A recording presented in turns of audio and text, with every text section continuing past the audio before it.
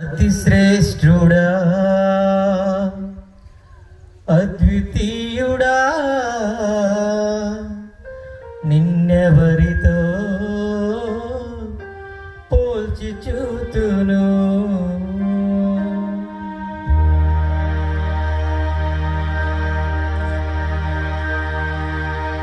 అతి శ్రేష్ఠుడా అద్వితీయుడా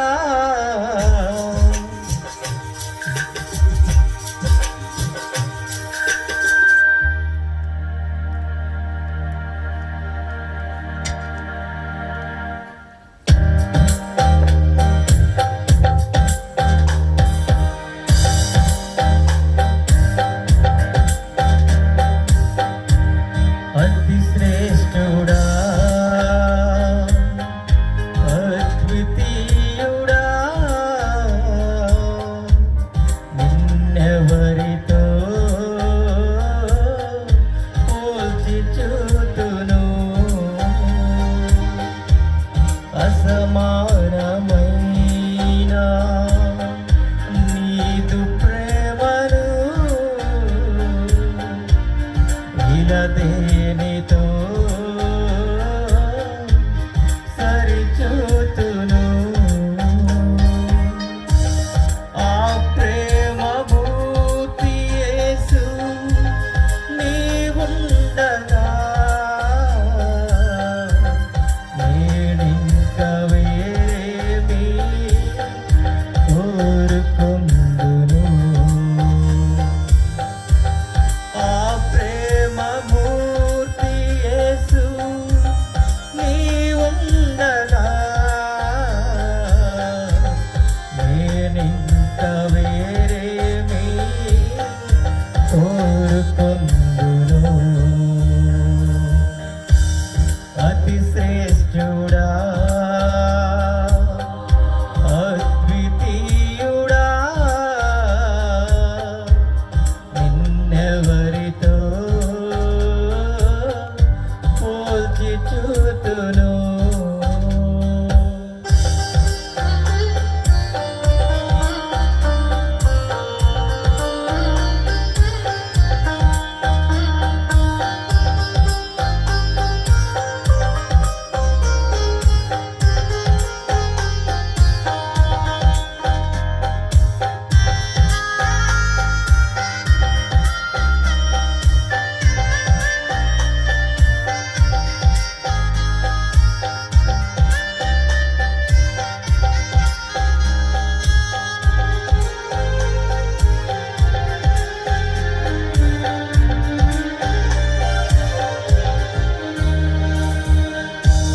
నా కోసమే ఆ సిల్వలో ఎన్నెన్ని బాధలు అనుభవించినావు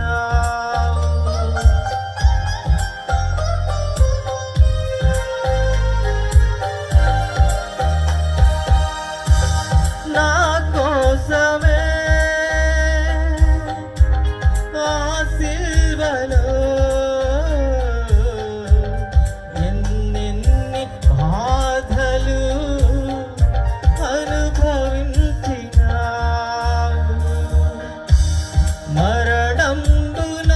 మరణంబునందునంతగా నీ ప్రేమ చూపినావుగా మరణంబునందునంతగా నీ ప్రేమ చూపినావుగా నీ ప్రేమ చూపినావుగా అతి శ్రేష్ఠుడా అద్వితీయుడా నిన్నెవరితో పోల్చి చూతును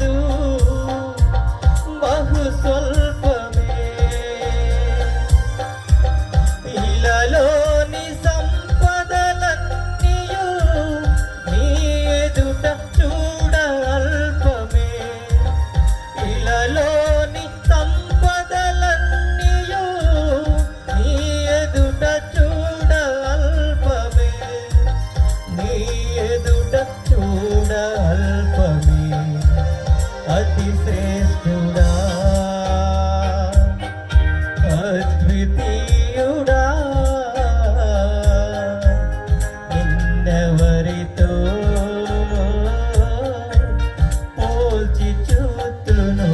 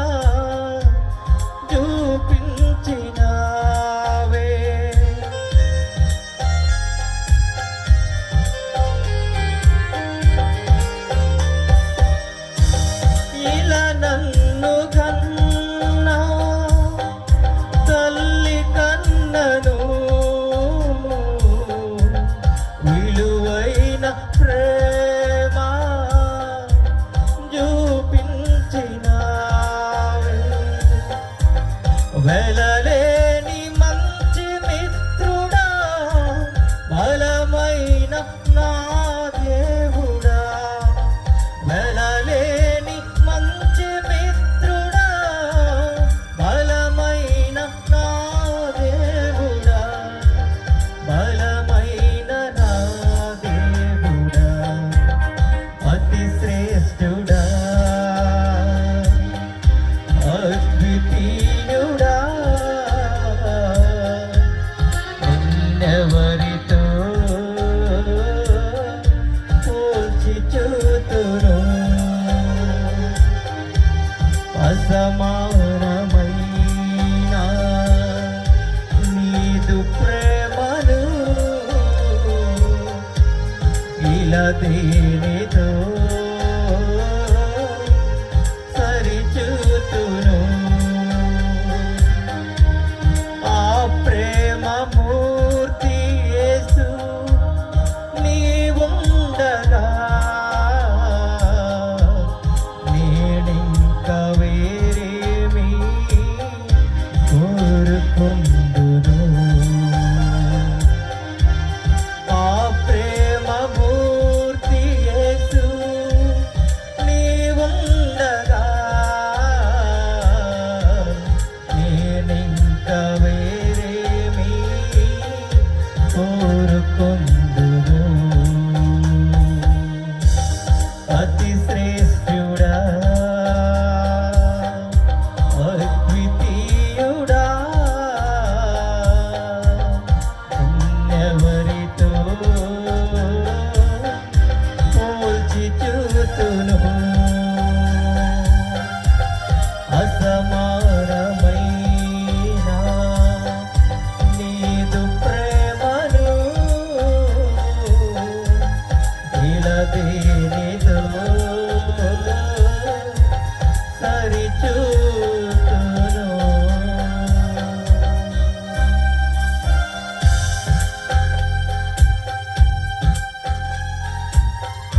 హలో హలో మంచి పాట పాడి వినిపించాను ఐశ్వర్ అన్నగారికి ప్రత్యేకమైన ధన్యవాదాలు. చాలా మంచిది. మా ఎవరైనా నిద్రపోతుంటారా? పక్కవారి తట్టి లేపని మీరు కూడా నిద్రపోవకండి. మంచి సమయానికి వచ్చినాం. దైవజనులు మన మధ్యలో ఉన్నారు. శుక్ర శని ఆదివారం సొంత సంఘాలు విడిచి ఆరాధన విడిచి మన మధ్యలో ఉన్నారంటే మన సంఘమును వారు ఎంతైనా ఆదరించాలా, బలపరచాలని వారు మన మధ్యలో ఉన్నారు. లేదు సార్ మీరు వెళ్ళడానికి వీలు లేదా నిలబెట్టినాను. చాలా మంచిది. ఇప్పుడు దైవజనుడు మనకు దేవుని వాక్యాన్ని అందిస్తారు. సమయము ఏమి లేదు, అంతా దేవుని దాసునికి అప్పగిస్తున్నా. కాబట్టి మంచి వర్తమానం అందిస్తాడు. రాత్రి మంచి వాక్యం మనం విన్నాం. శుక్రవారం నుంచి మనల్ని ఎంతో వాక్యం ద్వారా ఆదరిస్తూ ఉన్నారు. కాబట్టి ప్రియ దేవుని దాసులారా, మరి కనిగిరి నుంచి ఐజక్ సార్ గారు మన మధ్యలో ఉన్నారు.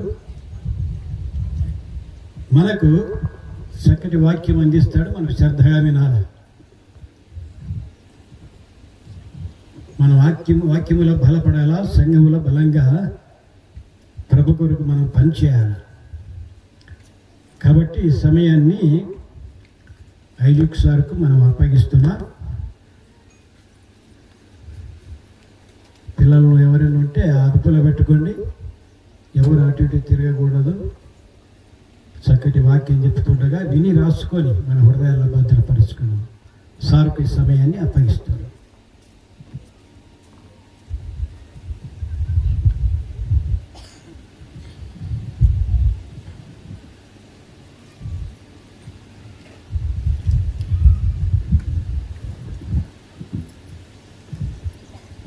ఫిలిప్పీలకు వ్రాసిన పత్రిక 2వ అధ్యాయము 5వ వచనం. ఫిలిప్పీ 2:5. క్రీస్తు యేసునకు కలిగిన ఈ మనస్సు మీరును కలిగి ఉండుడి. ప్రార్థన. అతిశ్రేష్ఠుడా, అద్వితీయుడా, అసమానుడా, ఆకాశ మహాకాశంలో పట్టజాలని గొప్ప దేవ, మా స్థుతులకు పాత్రుడవు, స్తోత్రార్హుడవు, ఘనతయు మహిమయు ప్రభావమును పొందనర్హుడువైన దేవుడవు. వేల్పులలో మీ వంటి వాడేవాడు. పరిశుద్ధతను బట్టి మహనీయుడవు, స్తుతి కీర్తనను బట్టి పూజ్యనీయుడు, అద్భుతములు చేయవాడు. మీ వంటి వారు ఎవరనూ లేరు. మీదుట సాగిలపడి మా తలలు వంచి మీకు నమస్కరిస్తూ ఉన్నాను. మీ ప్రియకుమారుడు, మా ప్రభువును రక్షకుడునైన క్రీస్తు యేసుని బట్టి బహుగా మిమ్మల్ని స్తుతిస్తూ ఉన్నాం. పరలోక విషయములలో ఆత్మ సంబంధమైన ప్రతి ఆశీర్వాదము ప్రభు అయిన క్రీస్తు యేసు వారిలో మా పైన కృమ్మరించారు. స్తోత్రాలు ప్రభువా. ఆయన శిలువ బలియాగం మా రక్షణ కొరకే. స్తోత్రాలు. ఆయన పునరుద్ధానుడై మాకు నిత్య జీవమునిచ్చాడు. జీవాధిపతి. స్తోత్రాలు ప్రభువా. సాంబవరంలో ఉండే స్థానిక సంఘాన్ని బట్టి, ప్రియులందరినీ బట్టి మీకు స్తోత్రాలు. చుట్టుపక్కల చేరి వచ్చిన వారిని బట్టి మీకు స్తోత్రాలు. ఈ సమయమందు జీవమగల మీ వాక్యం కొరకై ఆశతో ఎదురు చూస్తున్నాం. మీ దాసుడు బహు బలహీనుడు ప్రభువా. మీ కృప చేత బలపరచండి. మీ సన్నిధి మమ్మ అనుభవింప చేయండి.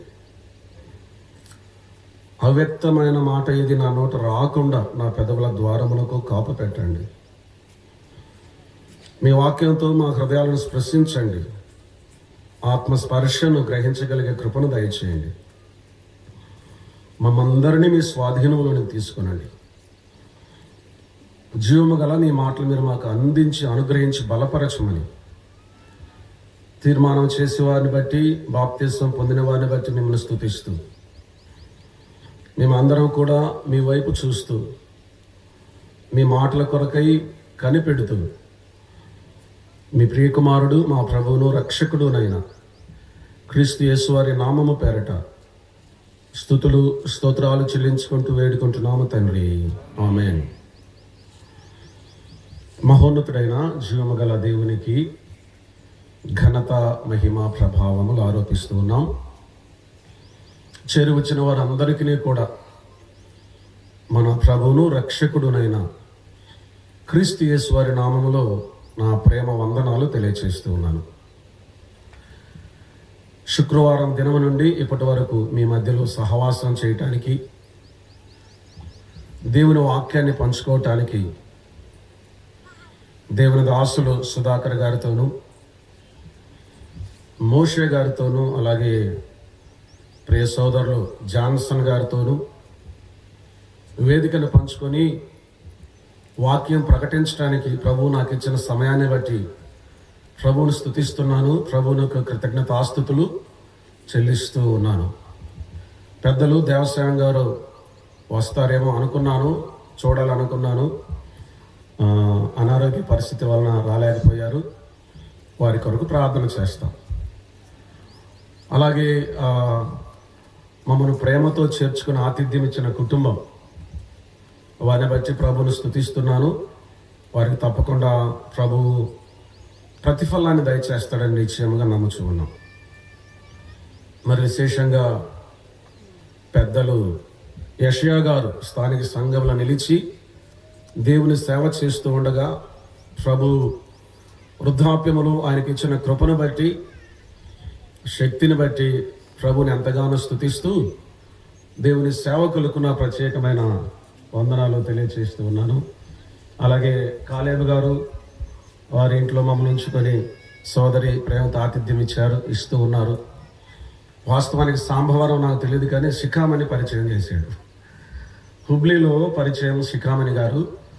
అక్కడికి వెళుతూ వస్తూ ఉండగా ఇలాగ సాంబవరంలో కూడికలు జరుగుతాయి, మీరు రావాలని అడిగినప్పుడు ఆలోచన చేసి ప్రార్థించి మరల వారికి ఫోన్ చేసి వస్తానని చెప్పాను.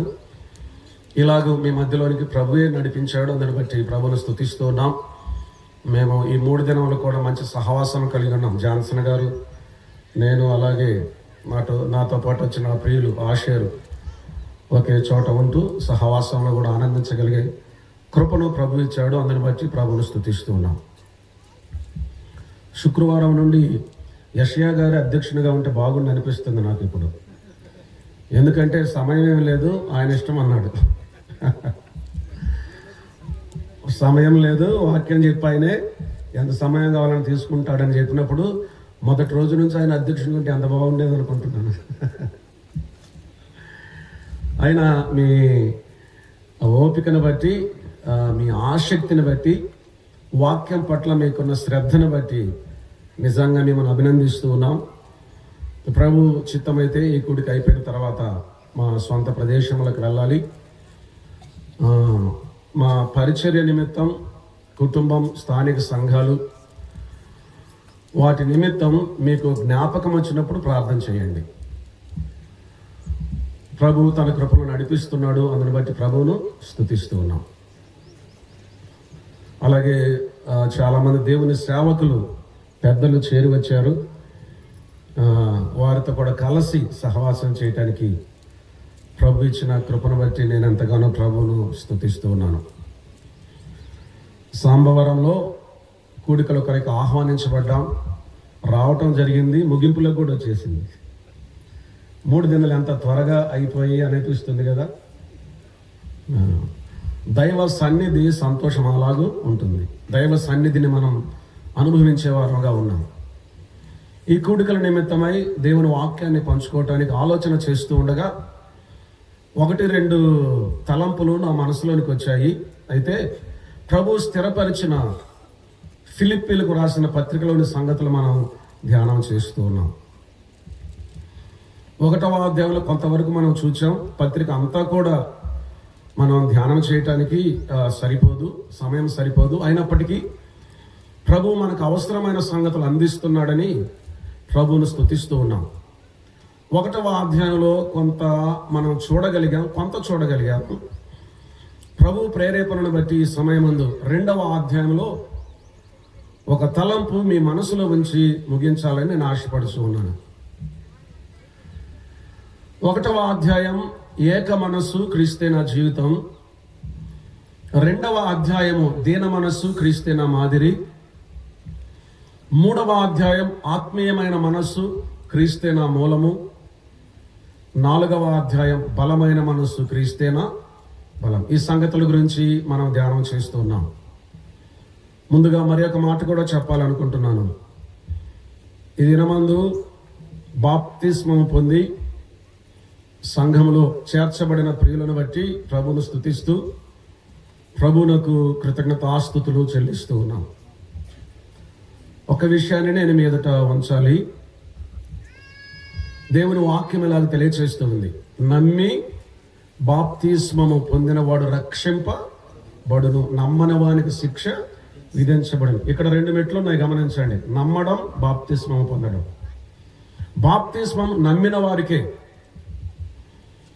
వాక్యంలో మత సంబంధమైన బాప్తిస్మం లేదు, కుల సంబంధమైన బాప్తిస్మం లేదు, పండుగ బాప్తిస్మం లేదు, వివాహాల కొరకు తీసుకునే బాప్తిస్మం లేదు, కాలేజీలో సీటు కొరకు తీసుకునే బాప్తిస్మము లేదు, శిశువుల బాప్తిస్మము లేదు, ఇక వేరే వేరే బాప్తిస్మాలు ఏవి కూడా లేవు. బైబిల్లో చెప్పబడిన బాప్తిస్మము నమ్మి బాప్తిస్మము పొందినవాడు రక్షింపబడును, నమ్మని వానికి శిక్ష విధించబడును. బాప్తిస్మమునకు ముందు ఏం చేయాలి? నమ్మాలి. ఎవరిని నమ్మాలి? ప్రభువైన యేసుక్రీస్తు వారిని నమ్మాలి. ఎన్నిసార్లు నమ్మాలి? రక్షణ నిమిత్తం, రక్షింపబడటం ఎన్నిసార్లు నమ్మాలి? ఒకే ఒక్కసారి. ప్రతిసారి చేతులెత్తి ముందుకొచ్చి తీర్మానం చేసుకోవాల్సిన అవసరం లేదు. ఒకే ఒక్కసారి. మీ తల్లిదండ్రులకు నువ్వు ఎన్నిసార్లు జన్మించావు, ఎన్నిసార్లు పుట్టావు? చెప్పరే, కష్టమైన ప్రశ్న ఇది. ఒకే ఒక్కసారి. కనుక యేసుక్రీస్తు ప్రభువారిని నమ్మి రక్షింపబడటం అనేది తిరిగి జన్మించే అనుభవం. ఒకడు క్రొత్తగా జన్మించితేనే కానీ దేవుని రాజ్యమును చూడనేరరు అని అన్నాడు.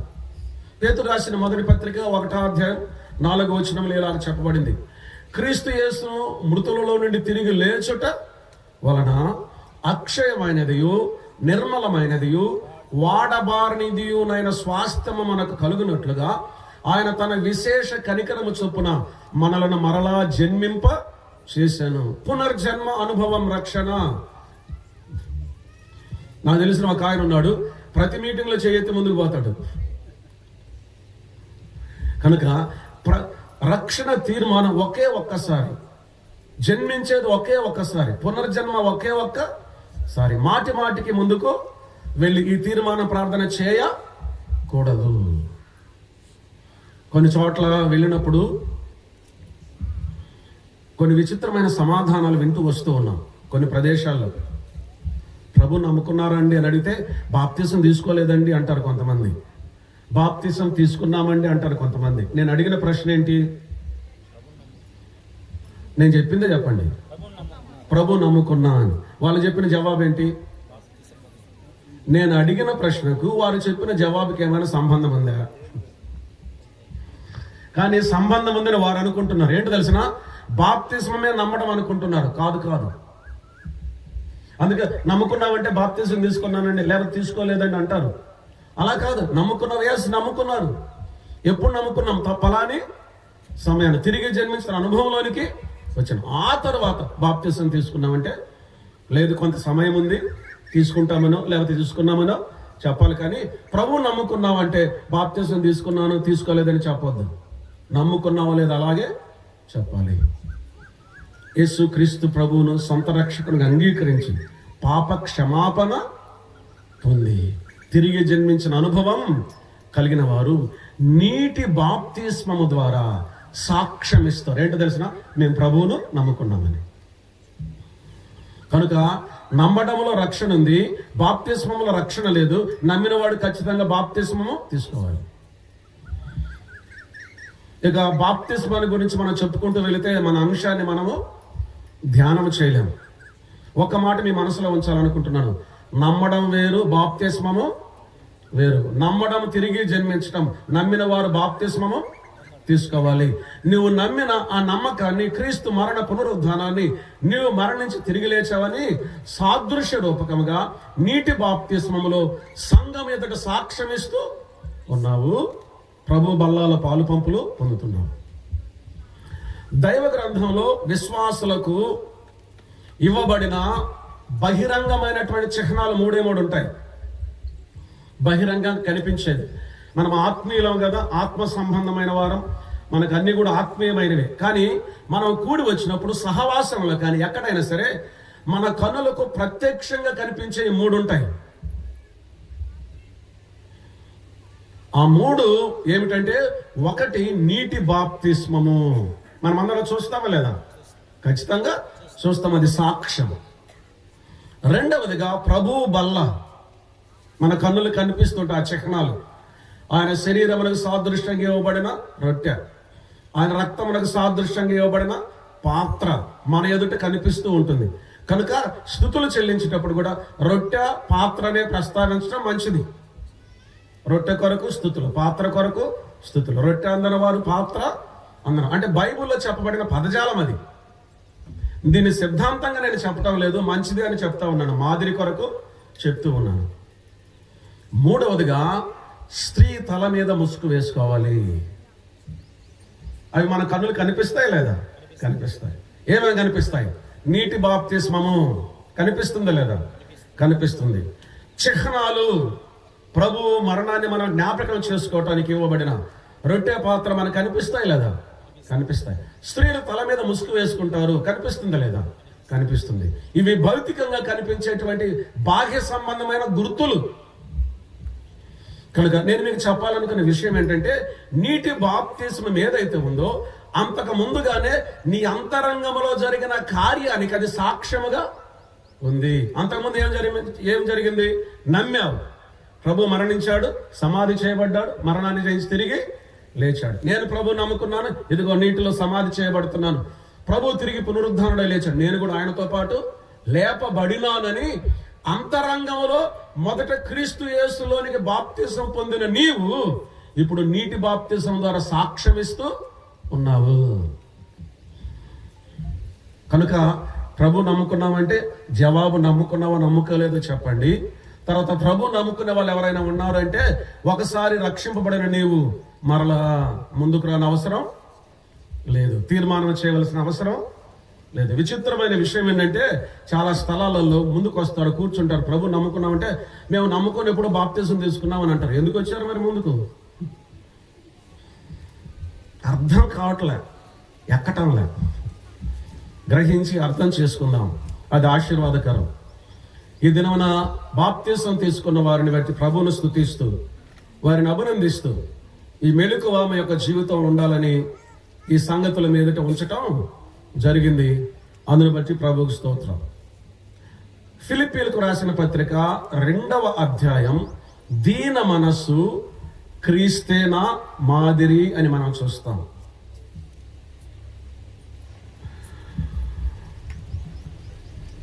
అదే 2వ అధ్యాయంలో 5వ వచనమును మనం చదవగా, తదుపరి మరి యొక్క వచనాన్ని కూడా చదువుతున్నాను చూడండి.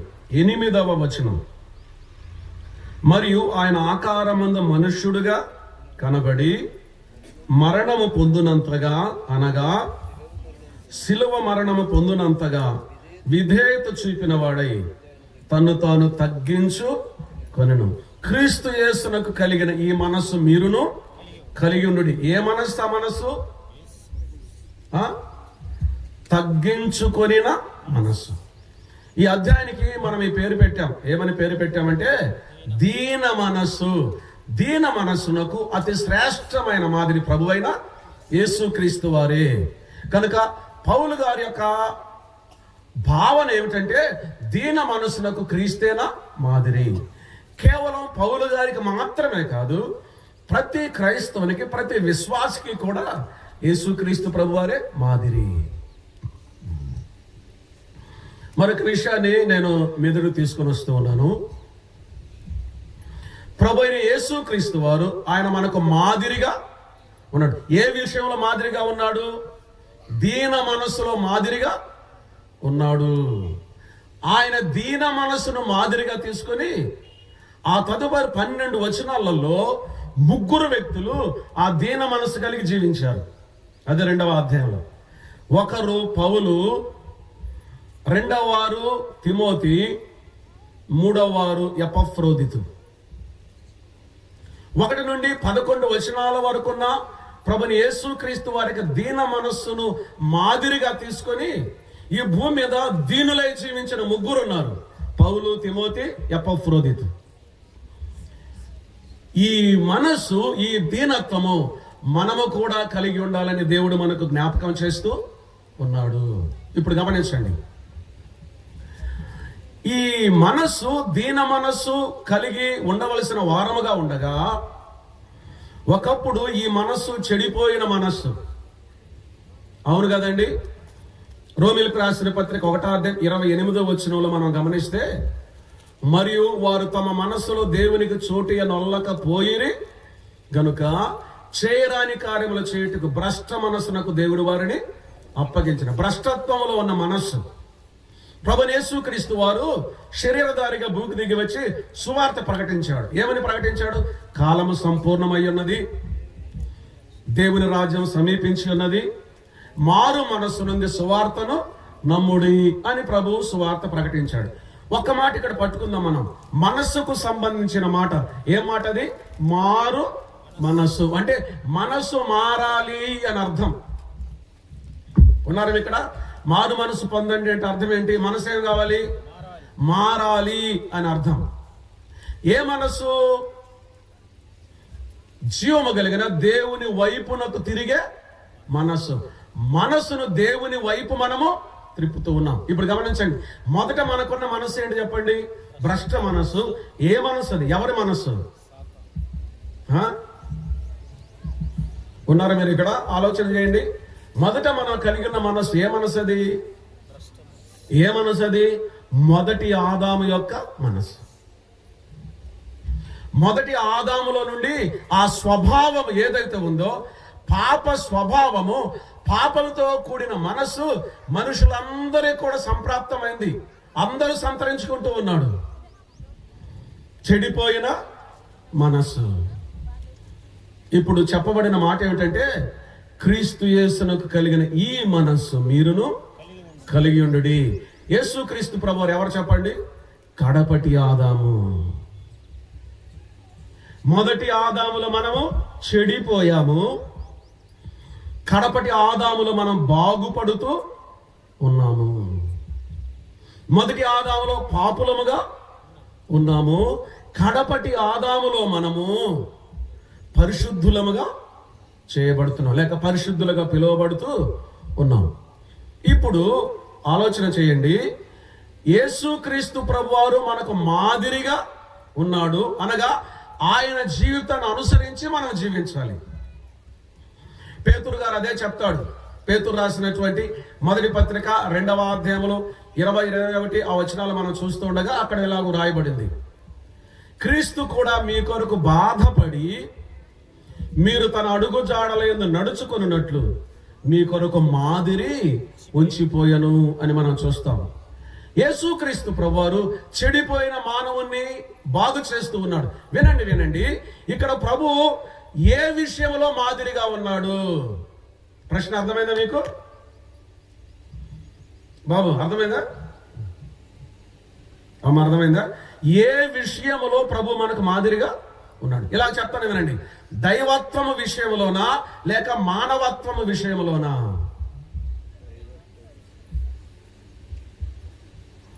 ఏ విషయంలో మాదిరిగా ఉన్నాడు ఆయన?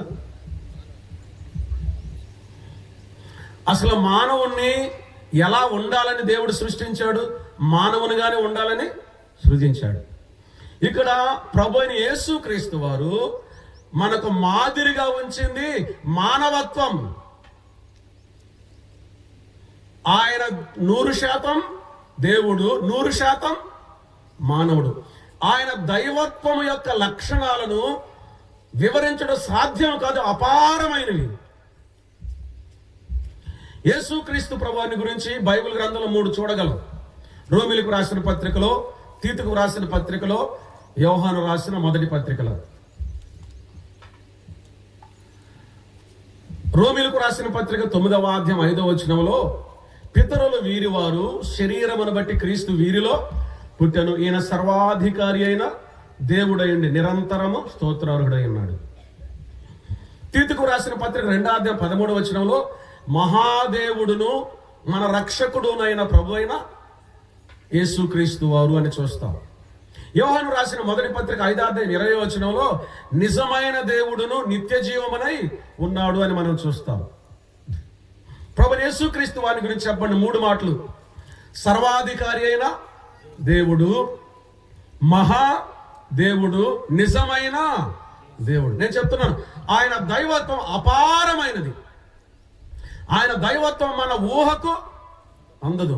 ఆయన దైవత్వమునకు మితి లేదు. ఆయన దేవుడే, దేవాది దేవుడు.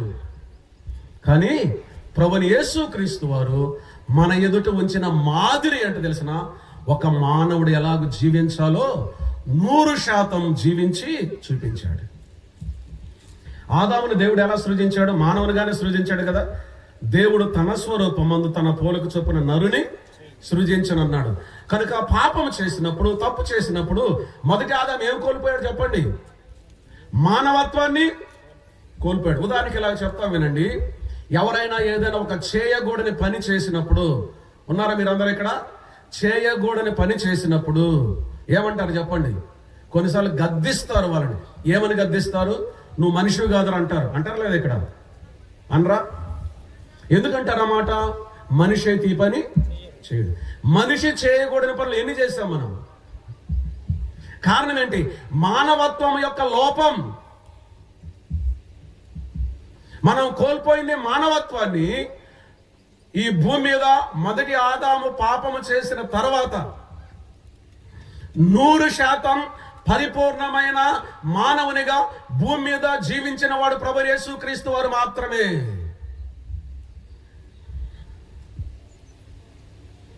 నూరు శాతం ఆయన మానవుడు.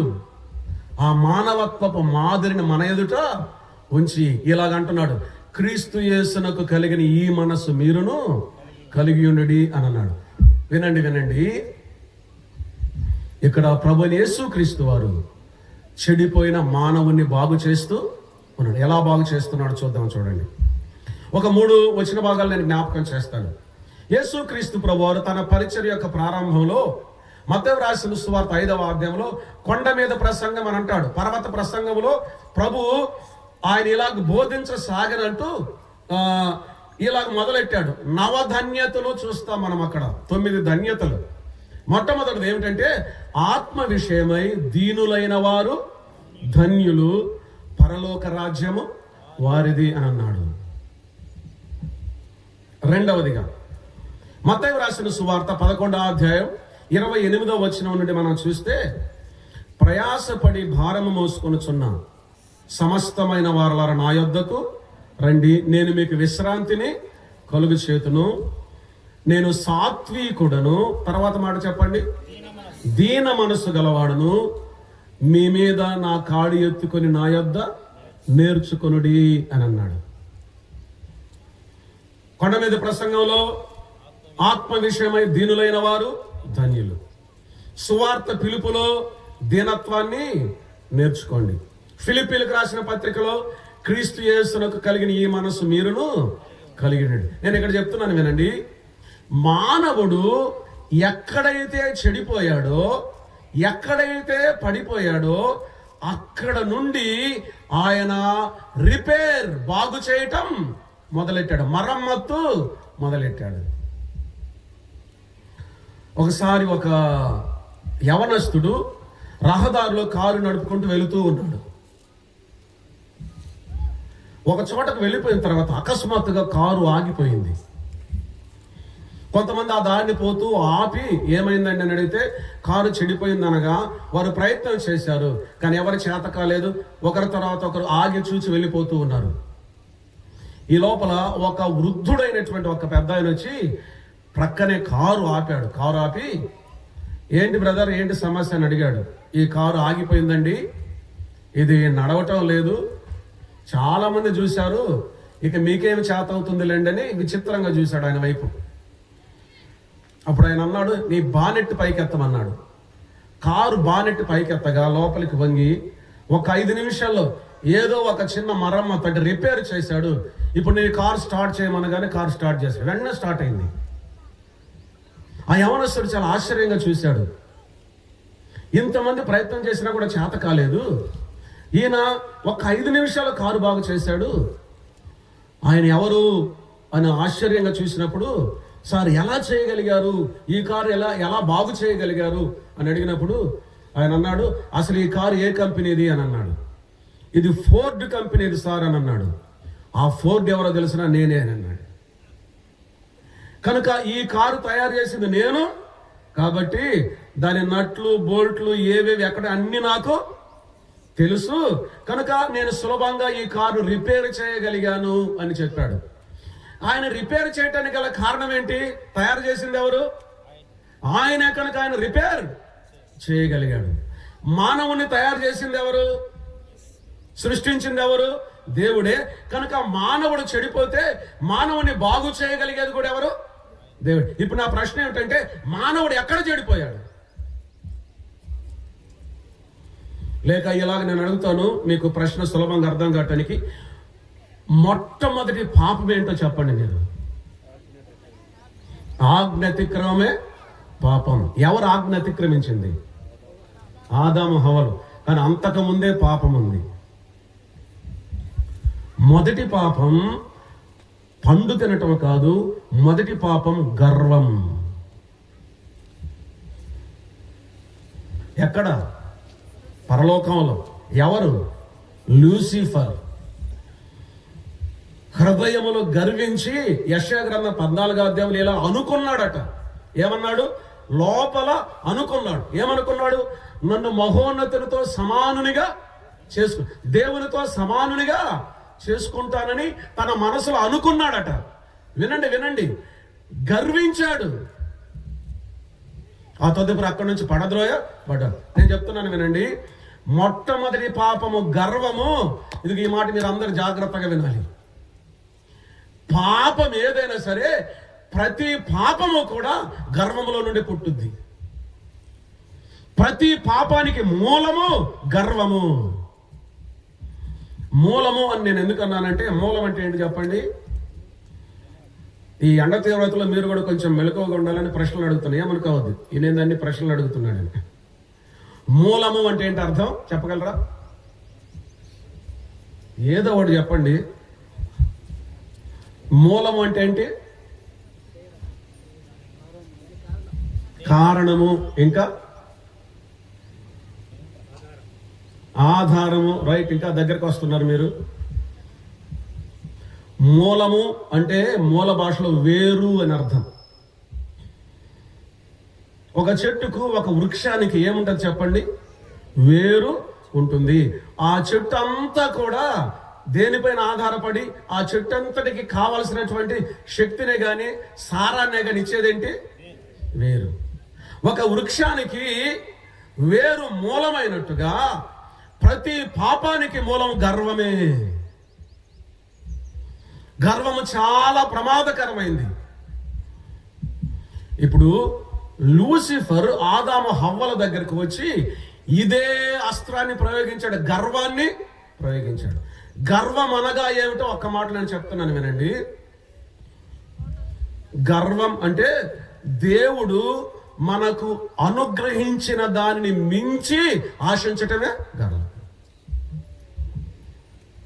ఇప్పుడు ఆదాము హవ్వల దగ్గరికి వచ్చారు, అపవాదు వచ్చాడు, శోధించాడు. ఏమన్నాడు తెలిసిన?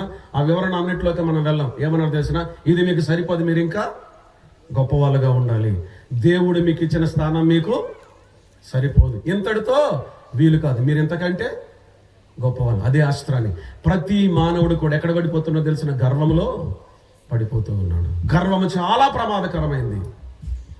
ఒక వ్యక్తిని, ఎటువంటి వ్యక్తినైనా సరే నువ్వు కదిలిస్తే ఆ వ్యక్తి లోపల నుంచి ఏమొస్తుంది చెప్పండి? గర్వం వస్తుంది. ఏమి లేకపోయినా కూడా ఏముంటుంది లోపల? గర్వం ఉంటుంది. అంటారు కదా, నన్ను అంటే నేను ఒప్పుకోనంటారు.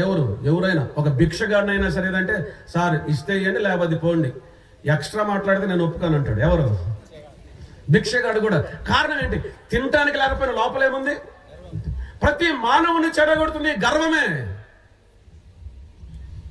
అందుకే సామెతల గ్రంథంలో సొలొమోను వ్రాస్తూ ఏమంటాడు తెలిసిన? నాశనమునకు ముందు గర్వము నడుచును. మానవుణ్ణి నాశనానికి తీసుకొని పోయింది గర్వమే. అందుకని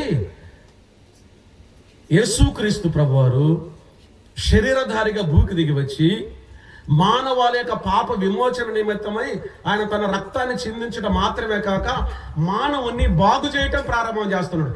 ఎక్కడ బాగు చేస్తున్నాడు?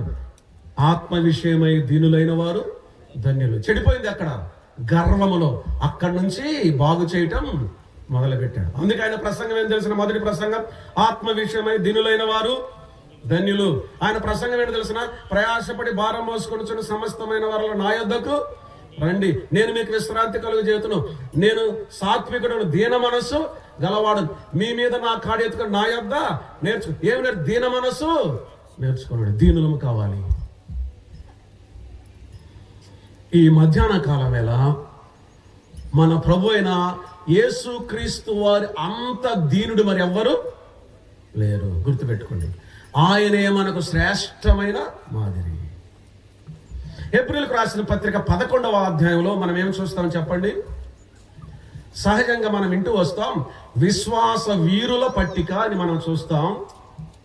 అయితే 12వ అధ్యాయం 1వ వచనం నుండి మనం గమనిస్తే ఇలాగుంది: ఇంత గొప్ప సాక్షి సమూహము మేఘం వలె మనలను ఆవరించి ఉండగను, మనము కూడా ప్రతి భారమును సులువుగా చిక్కులు పెట్టి పాపమును విడిచిపెట్టి విశ్వాసమునకు కర్తయు దానిని కొనసాగించువాడునైన యేసు వైపు చూచుచు.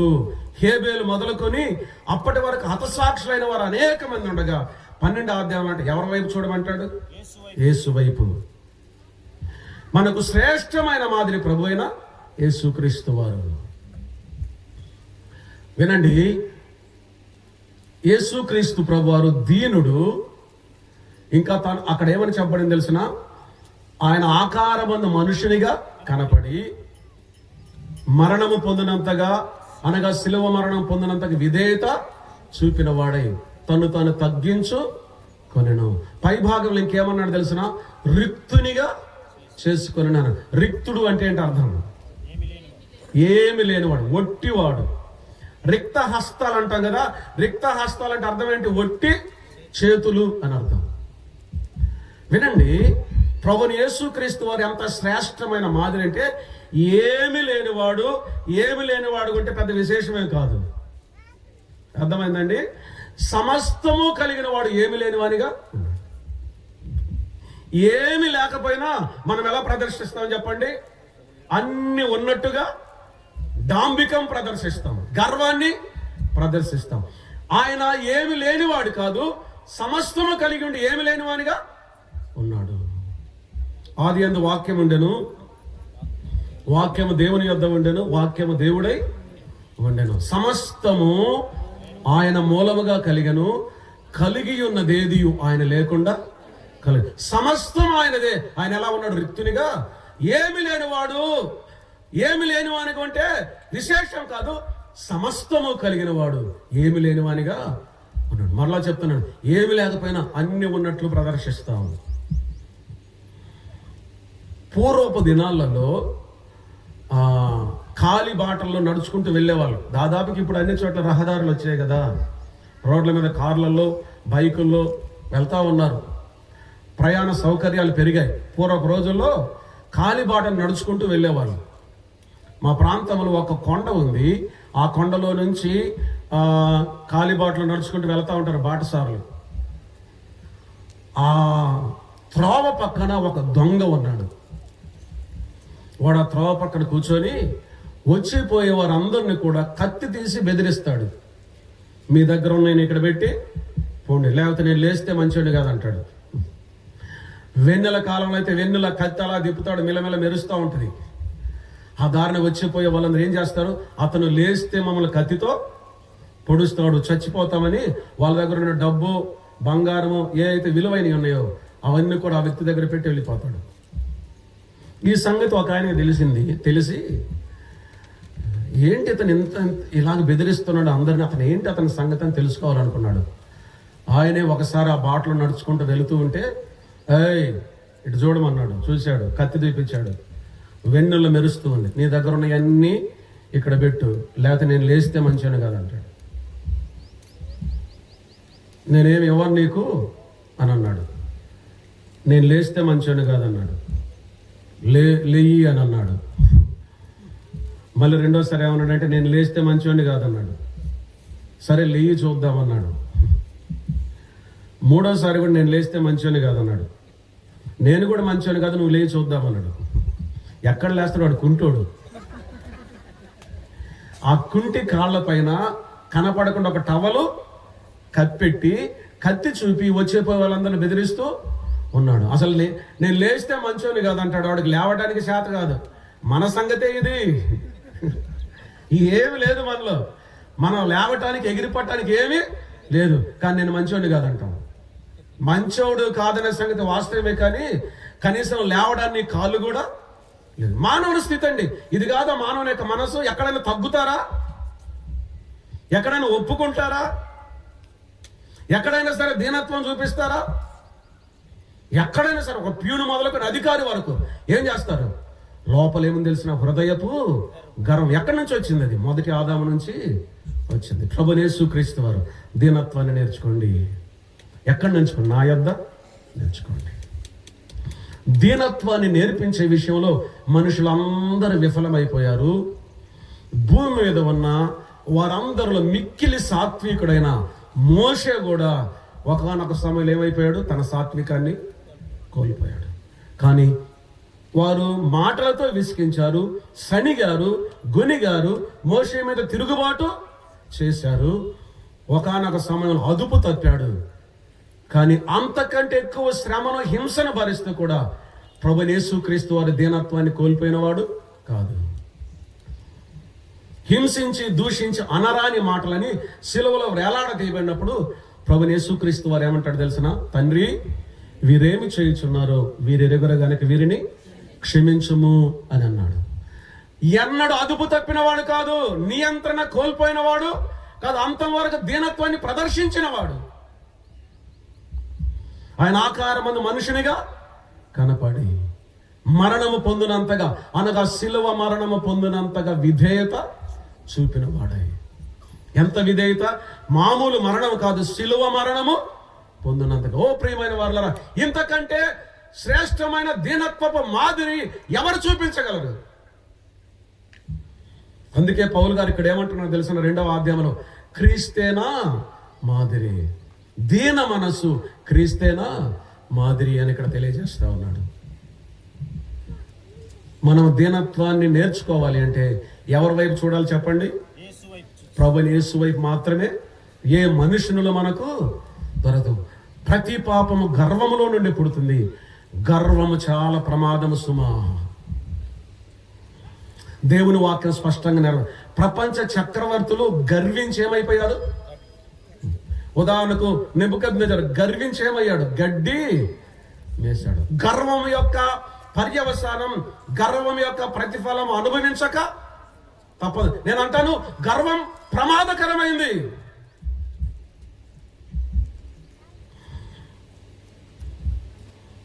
వేదికల మీద గొప్ప గొప్ప ప్రసంగాలు చేసిన వారు కూడా గర్వించి కనబడకుండా పోయిన వాళ్ళు ఉన్నారు. ఏమండి, నేను మీకు చెప్పాలనుకున్న విషయం ఏంటి తెలిసిన? గర్వం చాలా ప్రమాదకరం. గర్వించటానికి మనలో ఏమీ లేదు. ఆ కుంటోడితో సమానం మనం. ఏ ఒక్క అర్హత కూడా లేదు మనము గర్వించటానికి. ప్రతి పాపము కూడా గర్వంలోనే పుడుతూ ఉంది. ఆలోచన చేద్దాం. మహామేధావులు, గొప్ప గొప్పవారు, పండితులు అనేకులు గర్వము చేతులు ఓడిపోయి కూలిపోయిన వారు ఉన్నారు. ఏముందండి మన దగ్గర? ఇలా చెప్పాలని చెప్పకూడదు, అయినా చెప్పాలనుకుంటున్నాను. ఒక్క వాంతి 2 విరోచనాలు అయితే చాలు. ఏమవుద్ది మన పని? ఒకే ఒక వాంతి 2 విరోచనాలు అయితే అయ్యా ఎత్తండి నన్ను అంటారు. ఎక్కడికి? అది మన పరిస్థితి. ఏమి చూసుకొని గర్విస్తూ ఉన్నాం? సమస్తము కలిగిన వాడు, సమస్తమునకు ఆధారభూతుడు, సమస్తమునకు సృష్టికర్త, సృష్టికంతా మూలమై సమస్తము ఆయన ద్వారా కలిగి ఉండగా ఆయన ఏమయ్యాడు తెలిసిన? రిక్తుడు అయ్యాడు, దీనుడు అయ్యాడు. పరలోకంలో శ్రాపుల చేత ఆరాధించబడే పరలోకపు మహిమను విడిచి ఏమయ్యాడు? రిక్తునిగా. ఏమి లేను అనగా భూమికి రిక్తుడు అనే మాటకు త్వరగా కొన్ని విషయాలు అలాగ చెప్పి నేను ముందుకు వెళ్తాను. సమస్తం ఎవరు చెప్పండి? ఆయనదే. ఆయన జన్మించడానికి ఏమి లేదు, స్థలము లేదు కదండి. రెండవది, ఆయన ఆకలిగా ఉన్నాడు, తినటానికి ఏమి లేదు, ఆహారం. ఆయన దాహం కొన్నాడు, త్రాగటానికి ఏమి లేవు. ఇంకా ఎందుకు ఇవన్నీ కాదు, చివరికి ఒక మాట చెప్తున్నాను వినండి. ఆయన చనిపోయిన తర్వాత ఆయన పాతి పెట్టడానికి సొంత సమాధి కూడా లేదు. అరిమత్త యేసేపు తన కొరకు తొలిపించుకొని ఎవడు ఉంచబడని కొత్త సమాధిలో ప్రభు నుంచి. సమాధి కూడా సొంతది కాదు, ఎవరిది? ప్రభు అయినా యేసుక్రీస్తు. నేను అంటాను, ఇంత రిక్తుడు ఎవరైనా ఉన్నాడు? ఇంత లేనివాడు ఎవరైనా? లేనివాడు కాదు, లేనివాడిగా ఉండినవాడు. సమస్తం ఆయనదే, ఏమి లేనివాడిగా రిక్తునిగా ఉన్నాడు. ఎందుకు తెలిసిన? మనల్ని బాగు చేయటానికి, గర్వము నుండి మనల్ని దించటానికి, మనము దీనులుగా ఉండటానికి. దేవుడు ఎక్కడ ఉంటాడు చెప్పండి? ఎంత పెద్ద మందిరాల్లో ఉంటాడు చెప్పండి? ఈ మధ్యకాలంలో ఇక్కడ తెలంగాణలో కోట్ల రూపాయలు పెట్టి పెద్ద మందిరం కట్టించాడు. ప్రపంచవ్యాప్తంగా చాలా చాలా కోట్ల రూపాయలు కట్టించిన మందిరాలు ఉన్నాయి, మనకు కూడా ఉన్నాయి చిన్న చిన్న మందిరాలు. దేవుడు ఏ మందిరంలో ఉంటాడు చెప్పండి? ప్రభు ఏ మందిరంలో ఉంటాడు? ఇద్దరు ముగ్గురు, ఇంకా హృదయంలో, ఇంకా అసలు విషయంలో రావటంలా ఎండ దెబ్బ. దేవుని వాక్యం అని చెప్తుంది తెలిసిన? ఆయన దీనుల యొద్ద, నలిగిన హృదయం కలిగిన వారి యొద్ద ఉంటాడు. నాడు అర్థమవుతుందండి మీకు? ఆయన ఎక్కడుంటా తెలిసిన? దీనుల యొద్ద ఉంటాడు. ప్రభుని యేసుక్రీస్తు వారు దీన మనస్సునకు మాదిరిగా ఉన్నాడు. దీన మనస్సు క్రీస్తేనా మాదిరి. ఇందుని గురించి ఒక 3 విషయాలు త్వరగా చెప్పి నేను ముగిస్తాను. ఒకటి, రక్షణలో దీనత్వము, గుర్తుపెట్టుకోండి. రెండవది, సంరక్షణలో దీనత్వం. మూడవది, సేవలో దీనత్వము. వినిపించిందని మీకు? ఉన్నారు ఇక్కడ? ఒకటి, రక్షణలో దీనత్వము. 2, సంరక్షణలో దీనత్వము. 3, సేవలో దీనత్వము. మొట్టమొదటి విషయాన్ని చూద్దాం. చూడండి, ఎఫెసీయులకు రాసిన పత్రిక 2వ అధ్యాయము 8-9 వచనాలు మనం చదువుదాం. ఎఫెసీయులకు రాసిన పత్రిక 2వ అధ్యాయము 8వ వచనం 9వ వచనం. మీరు విశ్వాసము ద్వారా కృపచేతని రక్షింపబడి ఉన్నారు. ఇది మీ వలన కలిగినది కాదు, దేవుని వరమే. అది క్రియల వలన కలిగినది కాదు గనుక ఎవడును అతిశయపడ వీలు లేదు. ఇక్కడ ఒక మాట పట్టుకోండి, అది క్రియల వలన కలిగినది కాదు. ఈ మాట నేను చెప్తున్నాను వినండి. ఇక్కడ రక్షింపబడిన చాలా మంది ఉన్నారు. ప్రశ్న ఏమిటంటే, మనం రక్షింపబడటానికి మనం ఏం చేశాము? జవాబు చాలా సులువు, మీకు అర్థం కావటానికి ఇలాగ చెప్తాను వినండి. లాజరు చనిపోయి సమాధి చేయబడ్డాడు. 4 దినాలు అయింది. ప్రభు వెళ్ళాడు. లాజరు బయటికి రమ్ము అనగానే లాజరు సమాధిలో నుండి బయటికి వచ్చాడు. ఇప్పుడు ప్రశ్న ఏంటంటే, లాజరు బయటికి రావడానికి లాజరు ఏం చేశాడు?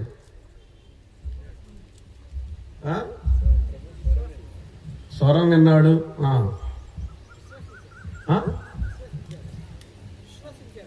విశ్వసించాడు. సర్లేండి, కాదని నేను అంటాం లేదు. ఇంకా మీరు ఆత్మీయ అర్థంలోనికి వస్తున్నారు, భౌతికంగా చెప్పండి. లాజరు చనిపోయాడు, సమాధిలో ఉన్నాడు.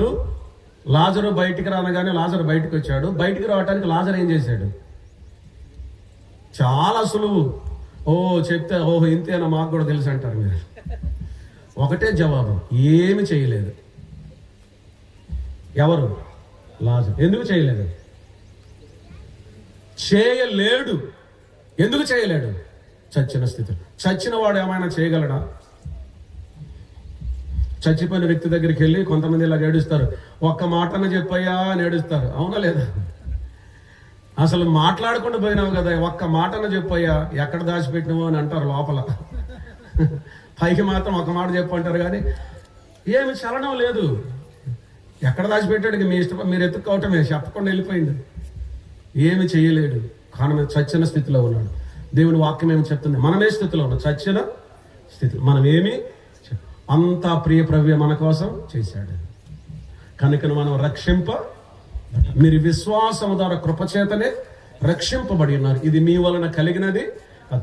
ఏ శరీరి అతిశయపడుకున్నట్లు అది క్రియల వలన కలిగినది కాదు. ఉదాహరణకు మీకు అర్థం కావటానికి ఇలా చెప్తాను, వినండి. ఇలా అర్థం కావాలి. అమెరికా అధ్యక్షుడు రక్షింపబడాలంటే ఏం చేయాలి?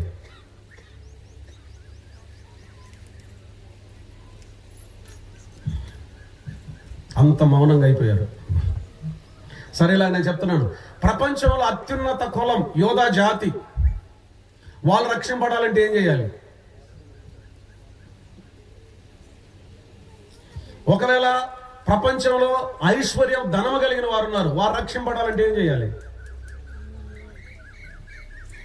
లేకపోతే ఉన్నత కులస్తులుగా పేరు పొందిన వారు ఉన్నారు, వాళ్ళు ఏం చేయాలి? ఒక్కటే, కలెక్టర్ అయినా కట్టెల కొట్టోడైనా ఎక్కడికి రావాలి? ప్రభు పాదాల దగ్గరికి రావాలంతే, తగ్గించుకోవాల్సిందే. నేను కలెక్టర్ని కాబట్టి ప్రత్యేకంగా ఏమీ లేదు, నేను ప్రపంచ చక్రవర్తిని కాబట్టి ప్రత్యేకంగా ఏమీ లేదు, నేను కూలని కాబట్టి అయ్యో నాకేమీ. ఎవరైనా సరే, నువ్వు ఏ దేశమైనా, ఏ ప్రాంతమైనా, ఏ కులమైనా, ఏ జాతి అయినా, ఏ మతమైనా సరే, నిన్ను నీవు ఖాళీ చేసుకుంటేనే కానీ రక్షణ పొందలేవు. నీ దేశం నీకు అర్హత కాదు, నీ కులం నీకు అర్హత, నీ హోదా నీకు అర్హత కాదు, నీ ఆస్తి నీకు అర్హత కాదు, ఇవన్నీ ప్రక్కన పెట్టాల్సిందే. అంత మాత్రమే కాదు, నీ స్వనీతి నీకు అర్హత కాదు, నీ తీర్థయాత్రలు, పుణ్యకార్యాలు, దాన ధర్మాలు, యజ్ఞ, అది అర్హత అన్ని పక్కన పెట్టి తగ్గించుకొని ప్రభు దగ్గరికి రావాల్సిందే. ఏ వ్యక్తి అయినా సరే రక్షింపడాలంటే ప్రభు దగ్గరికి వచ్చి ఏమనాల్సిన? ప్రభు, పాపినైనా నన్ను క్షమించుము. ఆ తగ్గింపులోనికి వచ్చిన వారు మాత్రమే రక్షింపబడతారు. భౌతిక సంబంధమైన ఏ హోదా కూడా అర్హత కాదు, ఏ శరీరం అతిశయపడ ఉండినట్లు. అది క్రియల వలన కలిగినది. అది రక్షింపబడాలంటే నీవు దీనుడవు కావాలి.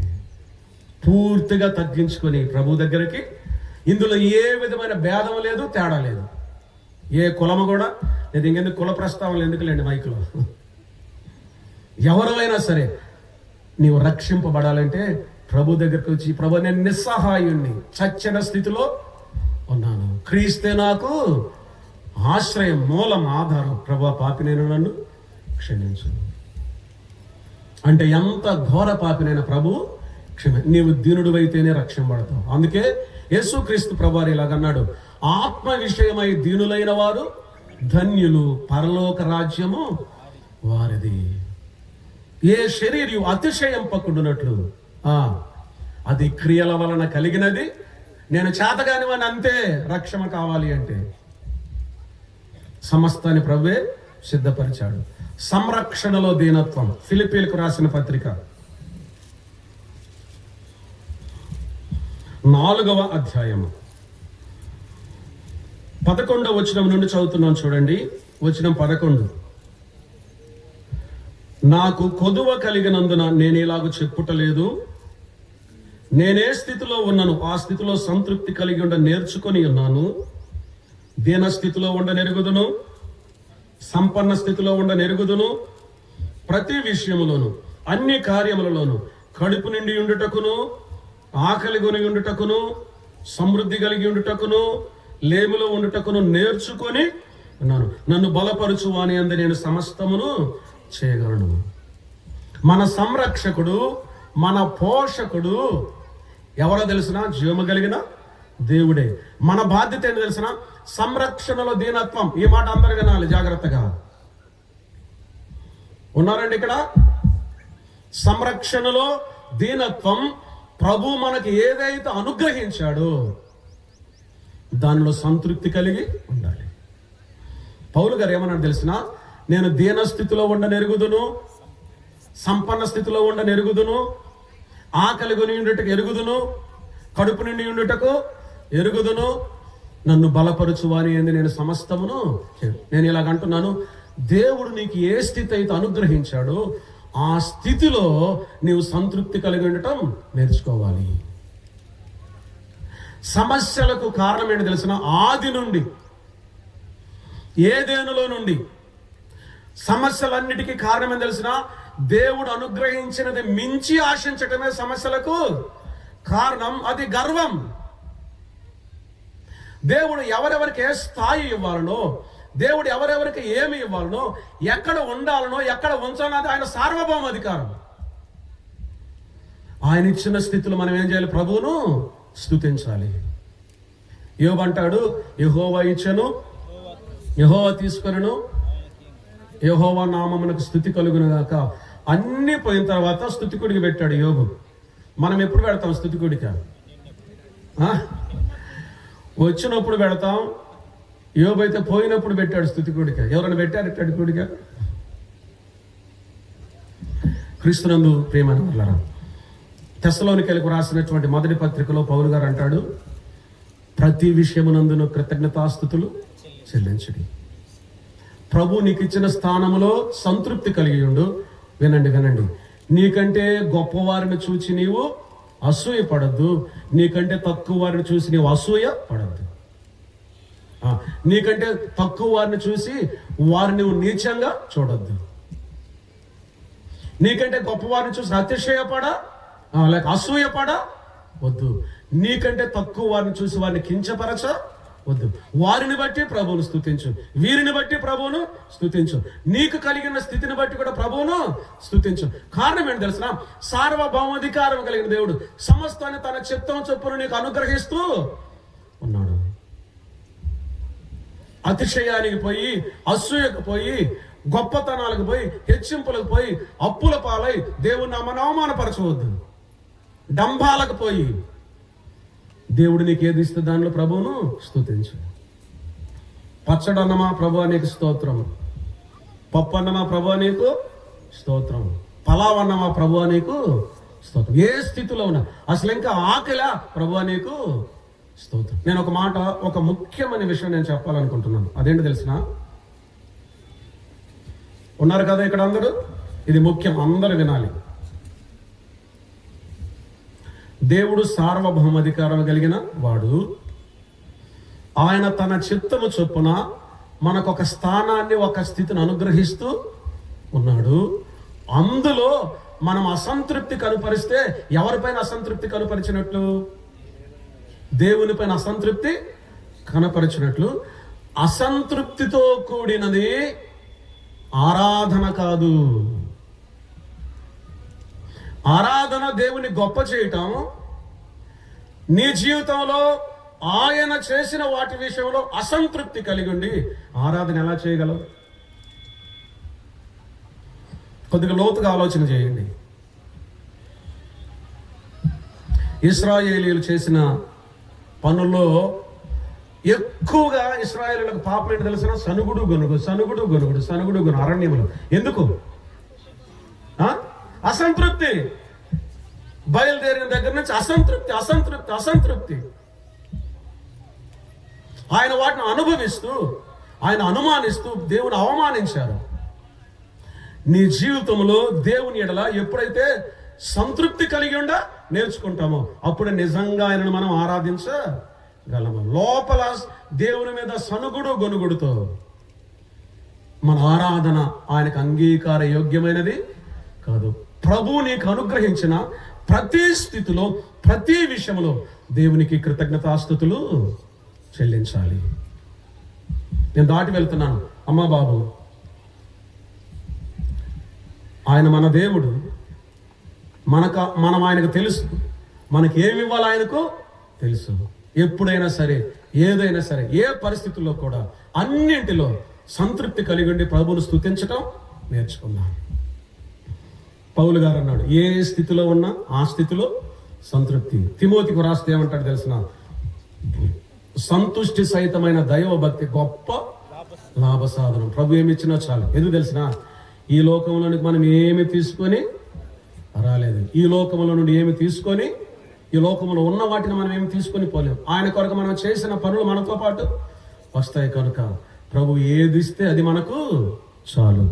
ప్రతి విషయంలో ప్రభువునకు కృతజ్ఞతాస్తుతులు.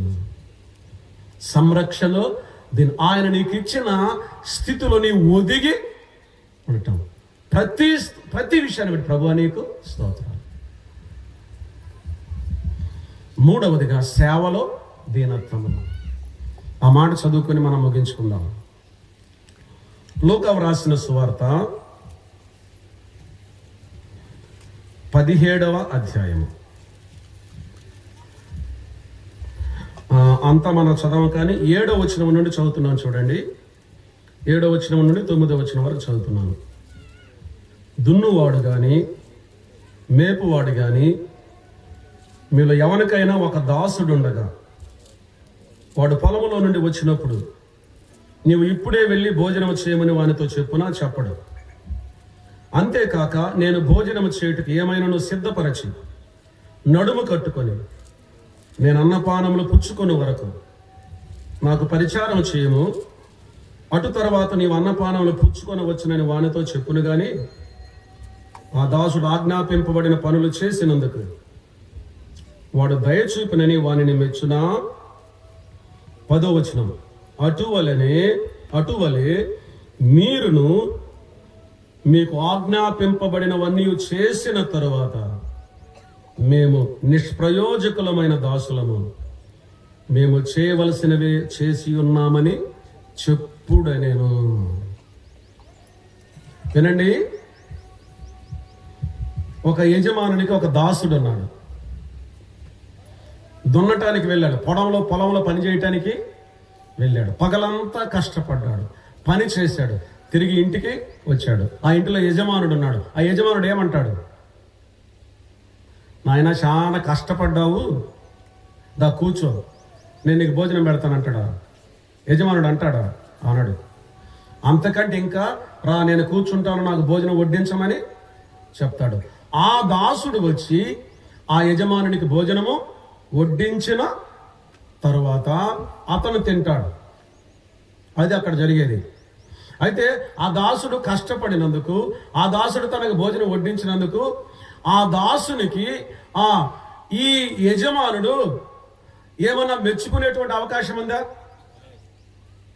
మెచ్చుకునే మాట అపార్థం చేసుకోవద్దు.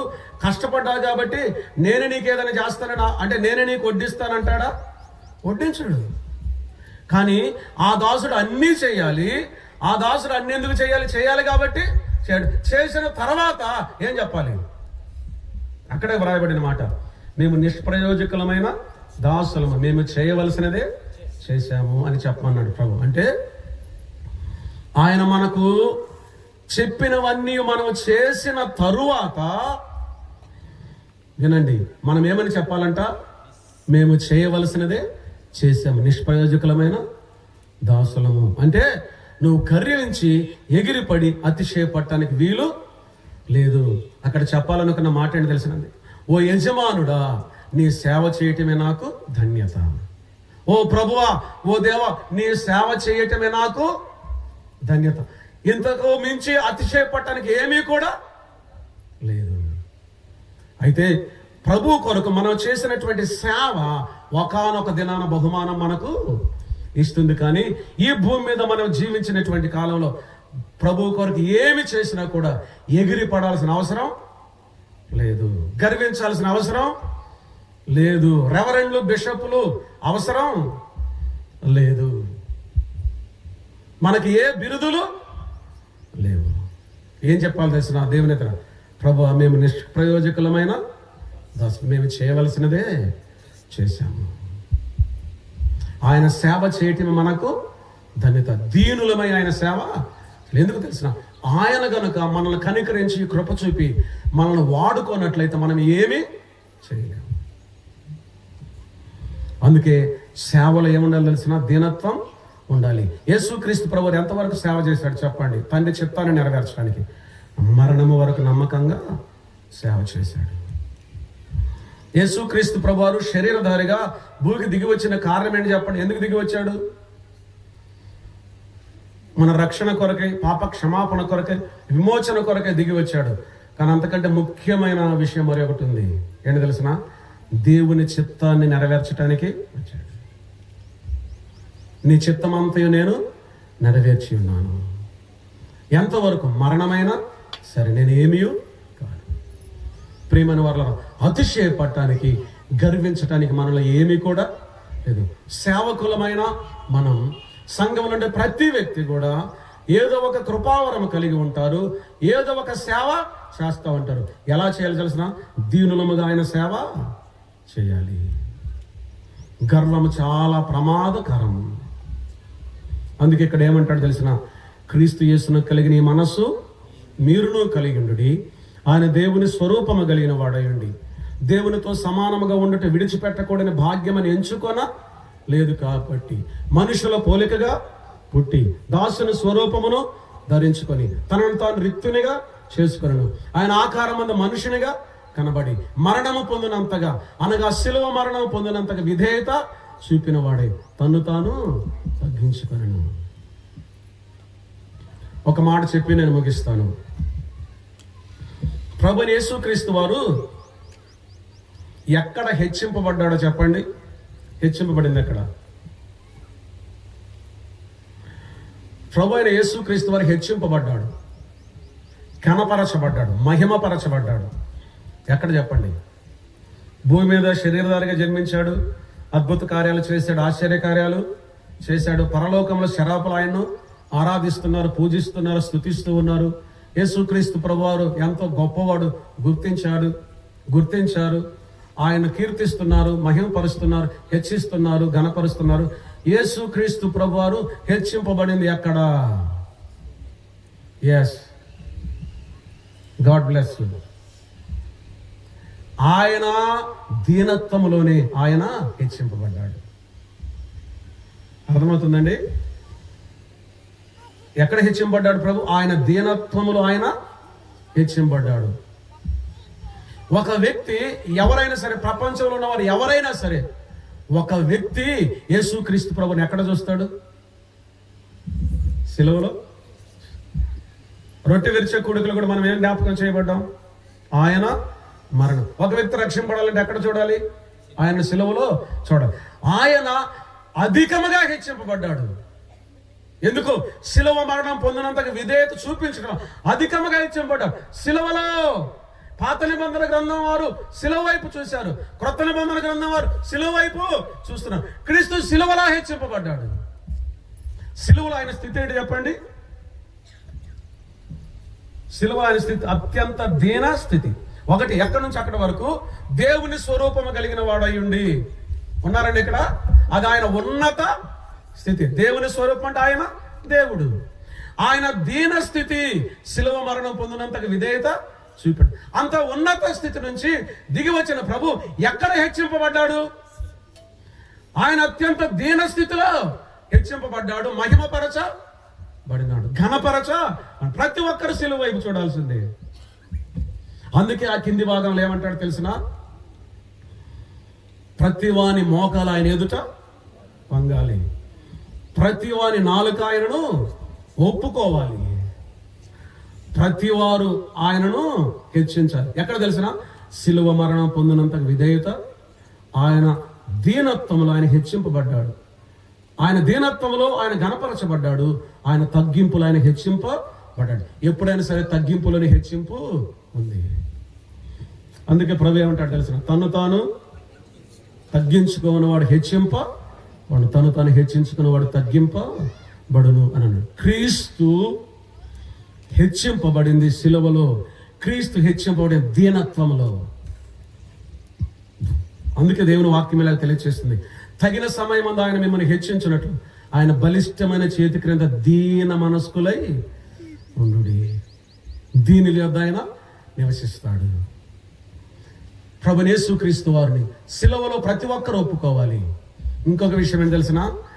ఆయన సిలువ కార్యాన్ని బట్టి అపవాది దూతలు కూడా ఆయన ఒప్పుకోవాలి. ఎందుకు చెప్పండి?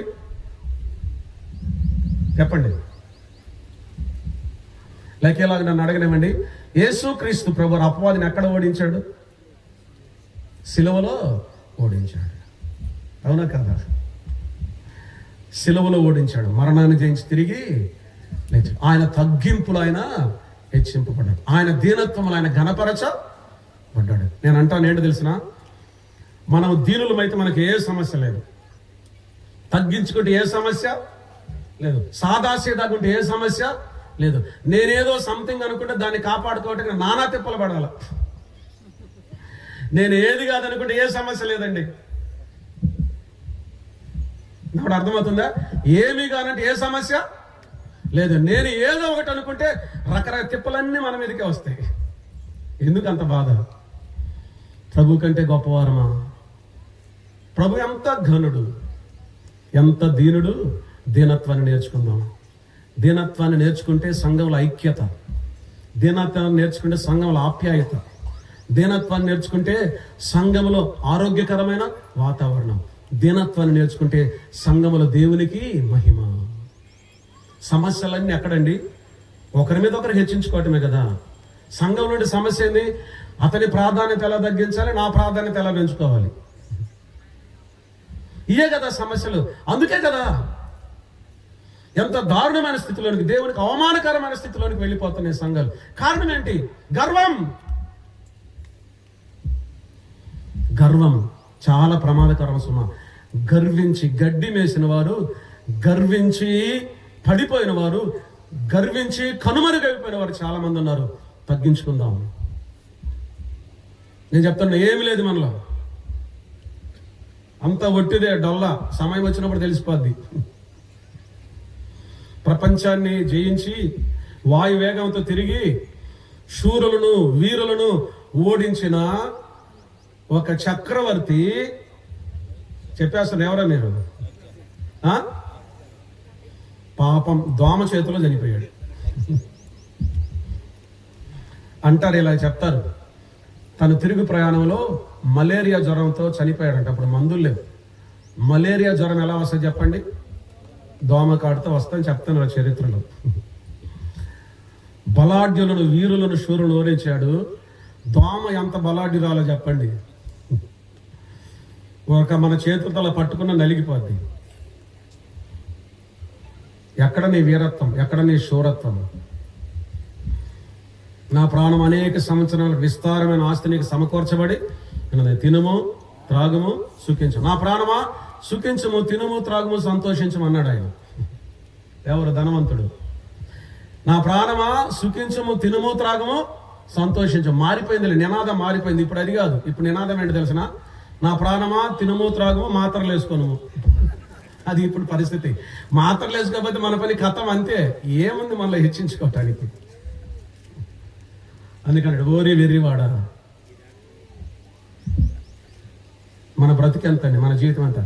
ఇలా నేను చెప్తున్నా, ఒక్క 5 నిమిషాల ఎండలో నిలబడ్డాను, తెలిసిపోద్ది మన సంగతి ఏందో. హెచ్చించుకోవటానికి మనం తగ్గించుకుందాం. దీనులమైతే సంతోషం ఉందండి, దీనులమైతే సమాధానం ఉంది, దీనులమైతే నెమ్మది ఉంది, దీనులమైతే ఆనందం ఉంది. దీనత్వానికి శ్రేష్టమైన అద్భుతమైన మాదిరి ప్రభు అయిన యేసుక్రీస్తు వారు గర్వములో పడిపోయి నానా అవస్థలకు గురి అయితే ఆ గర్వం ద్వారా అక్కడి నుంచే బాగు చేస్తున్నాడు మనల్ని ప్రభు. ఆ గర్వాన్ని తీసివేసి ఆయన మనలను దీనులను చేయాలంటున్నాడు. ఆత్మ విషయమే దీనులైన వారు ధన్యులు. దానికి మాదిరి ఆయనే మాదిరి. క్రీస్తు కూడా మీ కొరకు బాధపడి మీరు తన అడుగు జాడలేన నడుచుకొనున్నట్లు క్రీస్తు యేసునకు కలిగిన ఈ మనస్సు మీరును కలిగి ఉండడి.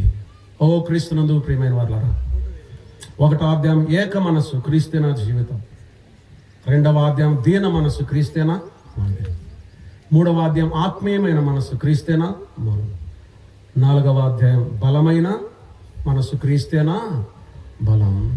దీనులై ఉండండి. ఎంత నెమ్మదిగా ఉంటుందో. ఒకవేళ ప్రభు చిత్తం ఈసారి ఇస్తే నాకు చెప్పండి. దీనులుగా ఉంటే ఎంత నెమ్మదిగా ఉంటుంది. ప్రభువే మనకు మాదిరి. నేను అంటాను, ఎవరైనా మన మీద అపనిందలు మోపినా, హింసించినా, దూషించినా, రకరకాలుగా చేసినా కానీ ఒక మాట, సిలువలో హెచ్చింపబడిన ప్రభు వైపు చూద్దాం.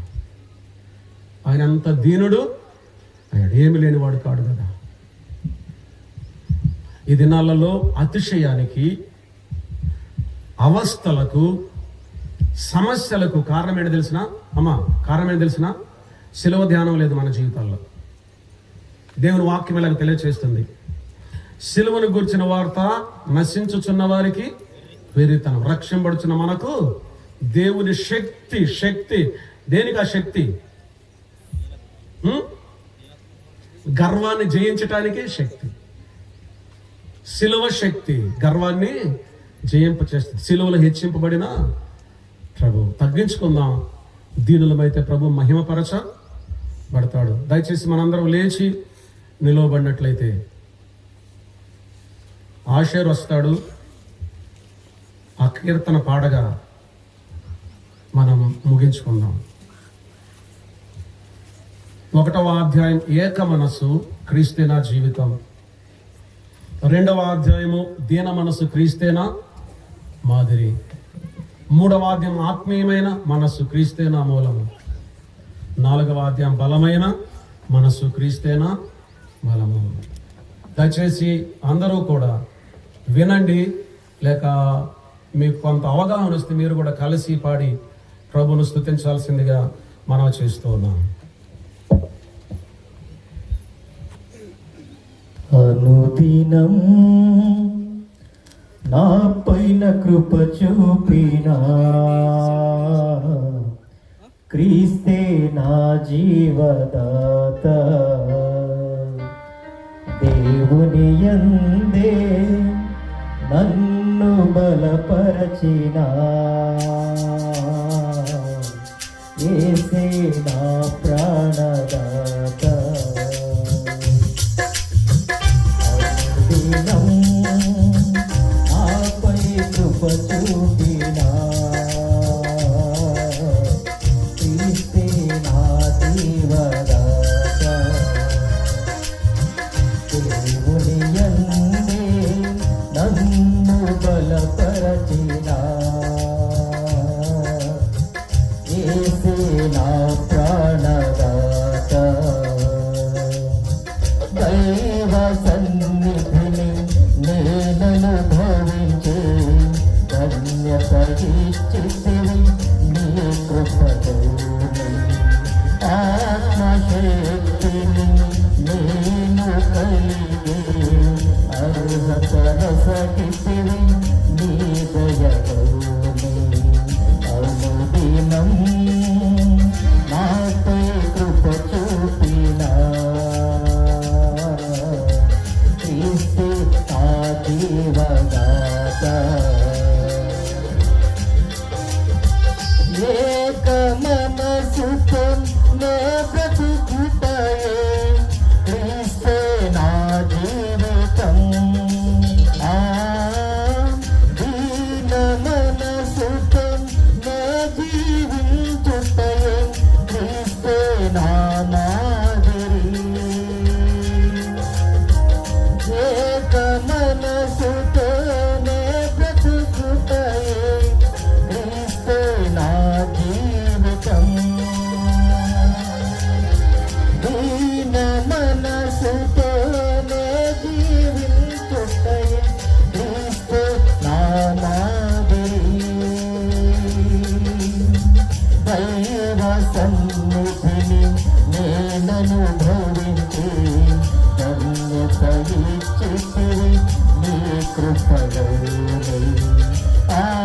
ఆత్మశక్తిని నేను కలిగే అర్హత నొసగితివి నీ దయలోనే. అనుదినం నాపై కృప చూపినా క్రీస్తు నా జీవదాత. ఆత్మీయ మనసుతో నే నడచుటయే క్రీస్తే నా మూలము. బలమైన మనసుతో నే నిలుచుటయే క్రీస్తే నా బలము. ఆత్మీయ మనసుతో నే నడచుటయే క్రీస్తే నా మూలము. బలమైన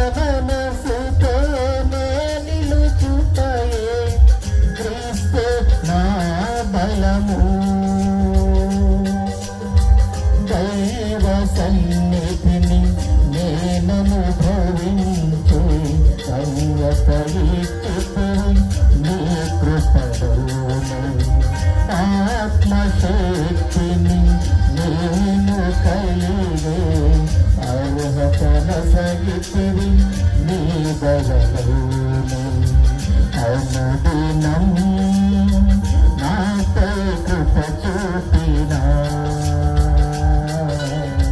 క్రీస్తే నా జీవదాత దేవుని యందే నన్ను బలపరచినా యేసే నా ప్రాణదాత